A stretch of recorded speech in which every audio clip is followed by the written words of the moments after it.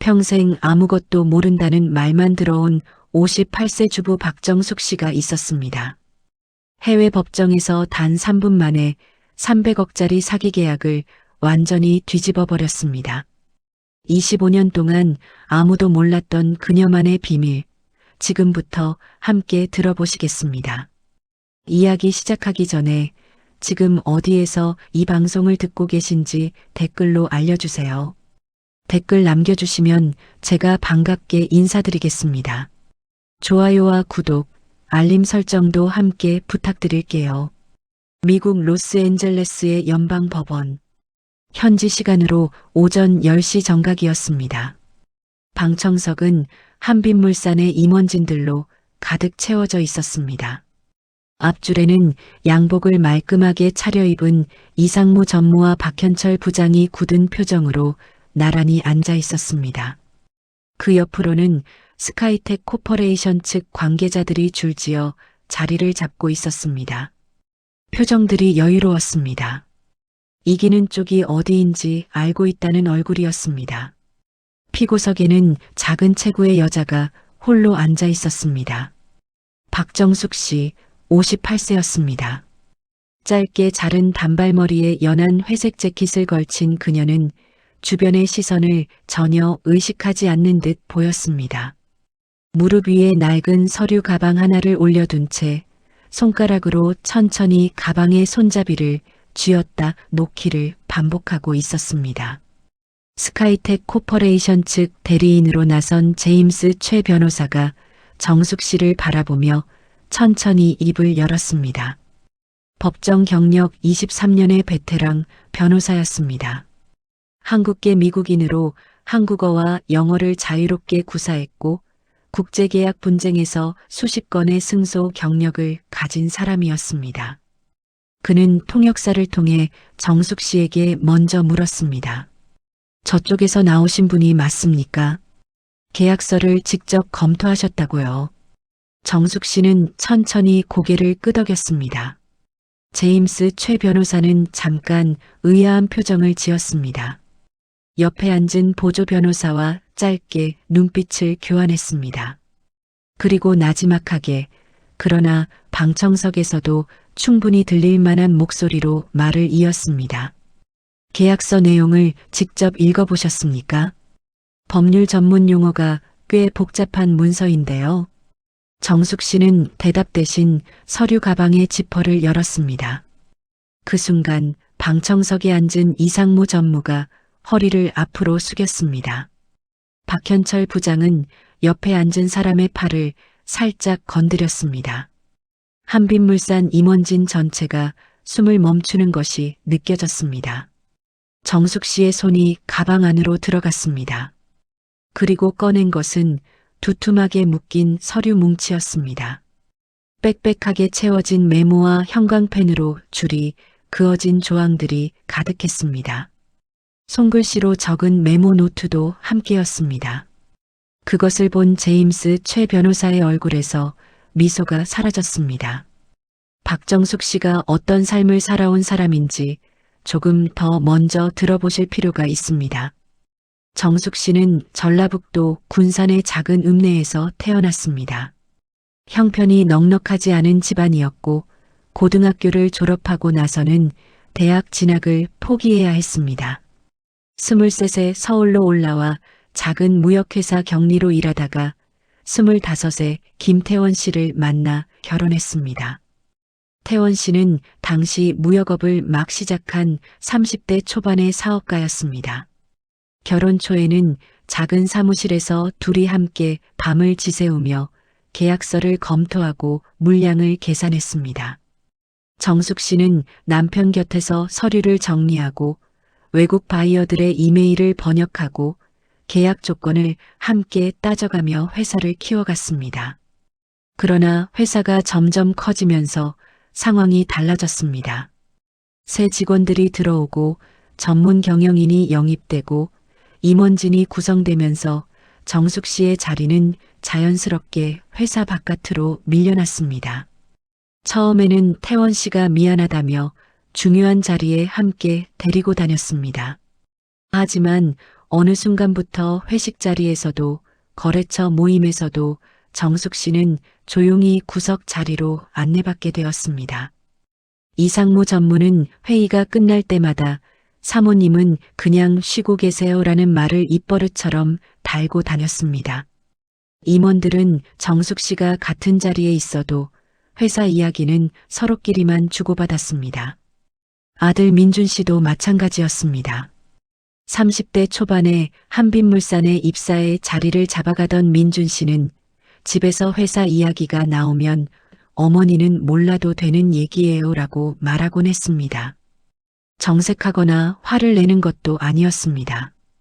아무 생각 없이 당연한 듯이 하는 말이었습니다. 그게 더 깊이 박혔습니다. 정숙 씨는 매번 그 말을 들을 때마다 입술을 꼭 깨물었습니다. 아무 말도 하지 않았습니다. 그냥 부엌으로 돌아가 설거지를 했습니다. 물소리 속에 하고 싶은 말을 묻었습니다. 25년이 그렇게 흘렀습니다. 그 긴 시간 동안 정숙 씨는 단 한 번도 자신이 알고 있는 것들을 입 밖으로 꺼낸 적이 없었습니다. 아무도 물어보지 않았으니까요. 아무도 그녀에게 계약서를 한번 봐줄 수 있겠냐고, 혹시 이 조항이 어떻게 해석되는지 아느냐고 물어본 적이 없었습니다. 사람은 물어봐 주지 않으면 말할 수가 없습니다. 말할 자리가 주어지지 않으면 아무리 많이 알아도 아는 것이 없는 사람처럼 그냥 살아가게 됩니다. 정숙 씨의 25년이 꼭 그랬습니다. 사건이 시작된 것은 그해 봄이었습니다. 한빛물산이 스카이텍 코퍼레이션과 체결한 합작 투자 계약이 문제가 되었습니다. 미국 서부 해안에 물류센터를 공동 설립하고 한빛물산이 초기 운영 자금의 50%인 150억 원을 선지급하는 조건의 계약이었습니다. 총 계약 규모는 300억 원이었고 한빛물산 창사 이래 가장 큰 규모의 해외 투자였습니다. 계약서에 도장을 찍은 건 이미 6개월 전의 일이었습니다. 그런데 이상무 전무가 뒤늦게 계약서를 다시 검토하다가 이상한 점을 발견했습니다. 스카이텍 코퍼레이션이 계약 당시 제출한 현지 법인 등록 서류가 위조된 것으로 의심된다는 제보가 들어온 것이었습니다. 조사해 보니 스카이텍 코퍼레이션은 실체 없는 유령 회사였고 이미 선지급된 150억 원은 복잡한 경로를 통해 여러 계좌로 분산된 뒤였습니다. 회사가 발칵 뒤집혔습니다. 태원 씨는 즉시 국내외 법무법인에 자문을 구했습니다. 오윤서 변호사가 이끄는 법무팀이 밤새 계약서를 검토했습니다. 결론은 냉혹했습니다. 계약서 자체가 현지 법률에 따라 유효하게 작성되어 있어서 계약 무효를 주장하기 어렵다는 것이었습니다. 오윤서 변호사는 태원 씨를 불러 차분히 설명했습니다. 계약서 조항 자체에 문제를 제기하려면 현지법을 근거로 무효 사유를 직접 입증해야 하는데 지금 법무팀이 검토한 결과로는 그 근거를 찾기가 어렵다고 했습니다. 계약은 형식상 완벽하게 작성되어 있다는 것이었습니다. 태원 씨는 그 말을 듣고 한동안 아무 말도 하지 못했습니다. 150억 원이 이미 나간 상태에서 계약 무효를 입증하지 못하면 나머지 150억 원도 추가로 지급해야 한다는 의미였습니다. 회사가 감당할 수 없는 금액이었습니다. 부도가 날 수도 있는 상황이었습니다. 임원진 회의가 열렸습니다. 박현철 부장이 법정 대응을 포기하고 조용히 합의를 검토해보자는 의견을 냈습니다. 이상무 전무도 선뜻 반대하지 못했습니다. 아들 민준 씨는 회의실 구석에서 두 손으로 머리를 감쌌습니다. 그날 밤 정숙 씨는 남편 방에서 새어나오는 불빛을 보았습니다. 태원 씨는 침대에 앉아 두꺼운 서류 뭉치를 안고 있었습니다. 읽는 게 아니었습니다. 그냥 안고 있었습니다. 정숙 씨는 방문을 살짝 밀고 들어가 조용히 말했습니다. 그 계약서 저 한번 봐도 될까요? 태원 씨는 피곤한 눈으로 아내를 바라봤습니다. 그리고 아무 말 없이 서류를 내밀었습니다. 더 이상 버티고 싸울 기운조차 남아있지 않은 사람의 얼굴이었습니다. 정숙 씨는 서류를 받아들고 방으로 돌아갔습니다. 계약서는 총 47페이지였습니다.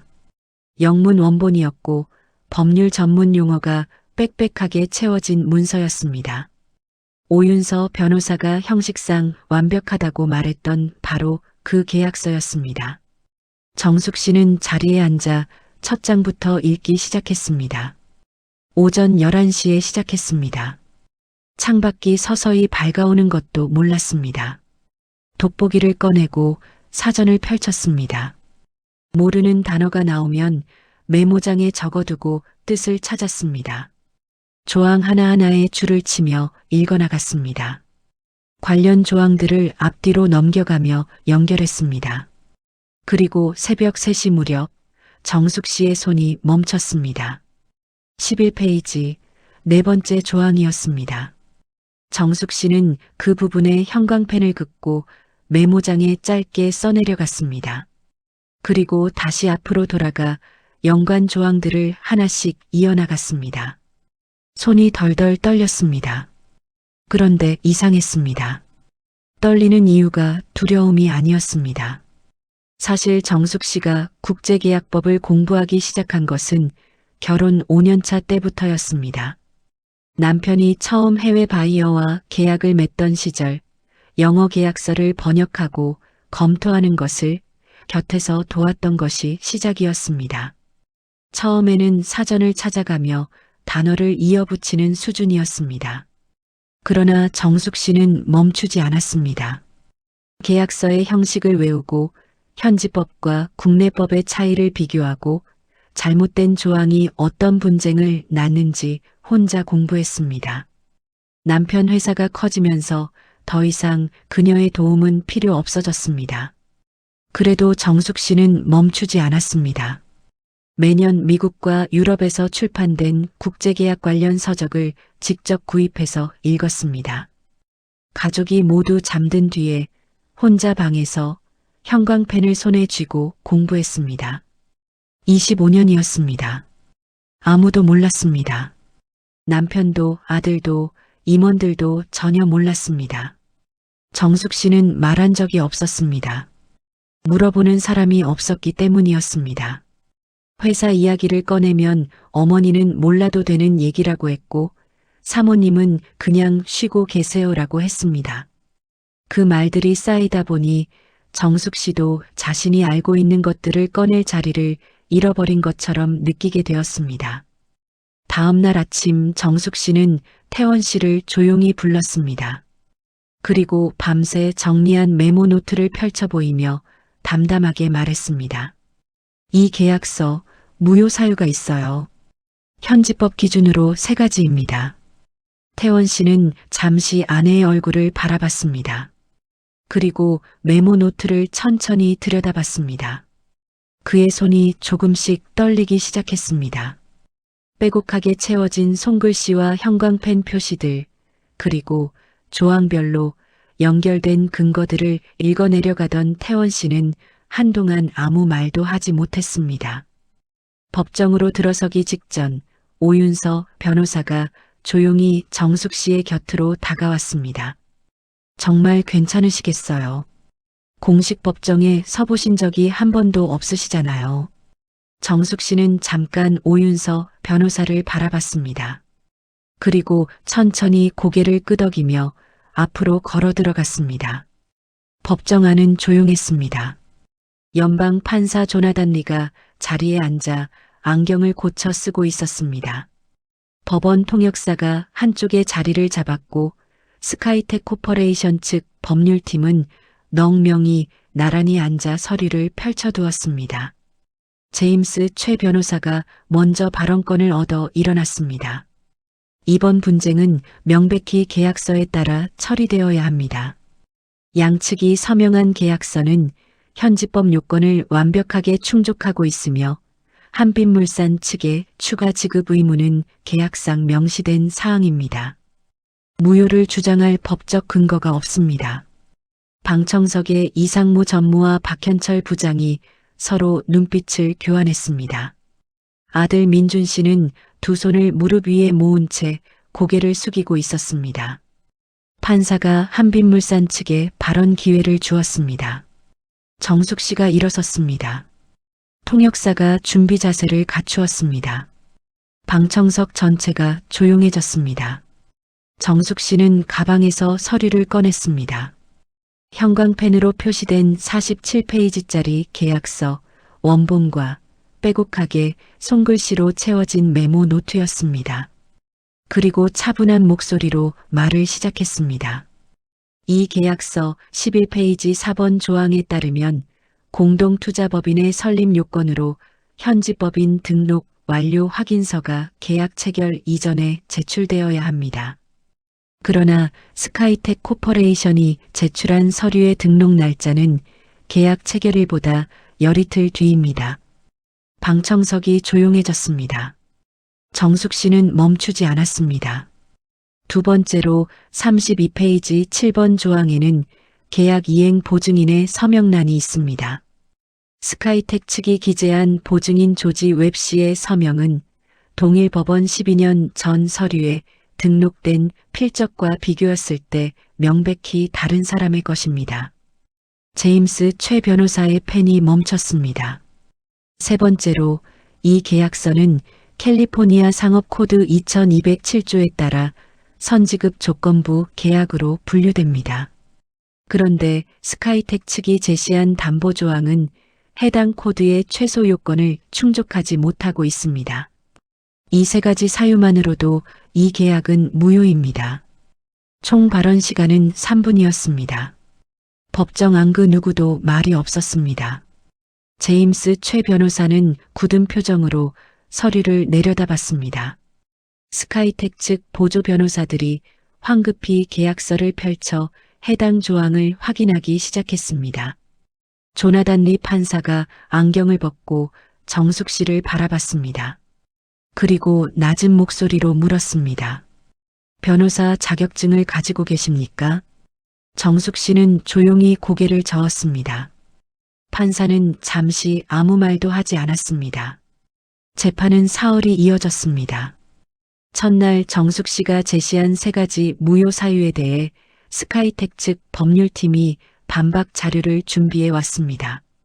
제임스 최 변호사는 11페이지 4번 조항에 대해 법인 등록 확인서 제출 시점이 계약 이행의 보조 서류일 뿐 선행 조건이 아니라고 주장했습니다. 정숙 씨는 그 자리에서 계약서 38페이지 부속 조항을 펼쳤습니다. 부속 조항 2항에서 선행 조건의 범위를 별도로 정의하고 있으며 법인 등록 확인서가 여기에 명시적으로 포함된다고 말했습니다. 제임스 최 변호사는 입을 다물었습니다. 서명 위조건에 대해서는 스카이텍 측이 자체 의뢰한 필적 감정 보고서를 제출했습니다. 그러나 정숙 씨가 직접 법원에 신청한 독립 필적 감정 결과가 이틀 뒤에 도착했고 결론은 정숙 씨의 주장을 뒷받침했습니다. 법원이 지정한 감정인이 두 서명은 동일인이 작성한 것으로 보기 어렵다고 판정한 것이었습니다. 마지막 날 오전 10시 30분 조나단 리 판사가 판결문을 낭독했습니다.